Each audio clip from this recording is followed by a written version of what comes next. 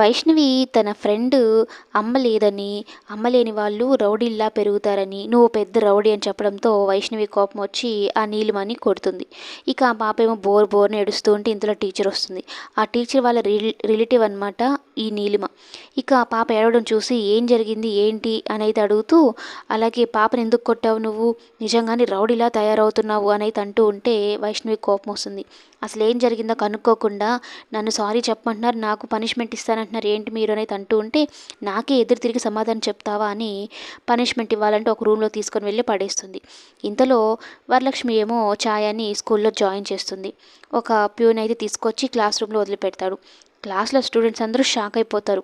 అదేంటి ఇప్పుడే కదా మేడం ఛాయ వైష్ణవిని తీసుకొని వెళ్ళింది పనిష్మెంట్ కోసమని, అప్పుడే ఎలా వచ్చింది అని అయితే అనుకుంటూ ఉంటే ఈ పక్కన కూర్చున్న నీలిమ ఏమో కోపంగా చూస్తూ ఉంటుంది ఛాయని. అదేంటి నేనేం చేశాను నన్ను అంతలా కోపంగా చూస్తున్నావు అని అయితే అడుగుతూ ఉంటే, ఏంటి కోపంగా చూస్తున్నావు అంటున్నావు, నా నా స్నాక్స్ పడేసి నన్ను కొట్టిందే కాకుండా మళ్ళీ నన్నే అడుగుతున్నావా అన్నట్టు మాట్లాడుతుంది. ఇక ఆ టీచర్ కూడా ఛాయ వైష్ణవి ఇద్దరు ఒకలాగే ఉన్నారు కాబట్టి నేను వైష్ణవికి పనిష్మెంట్ ఇచ్చినా కూడా ఇది మళ్ళీ వచ్చేసింది అని ఛాయని తీసుకుపోయి వైష్ణవిని పడేసిన రూమ్లోనే దిగబెట్టేస్తుందనమాట. అక్కడ వాళ్ళిద్దరూ ఎదురుపడతారు. ఇదేంటి ఎవరో ఉన్నట్టున్నారు, నీకు కూడా పనిష్మెంట్ ఇచ్చారా టీచర్ గారు అని అయితే అనుకుంటూ ఇద్దరు ఎదురుపడతారు.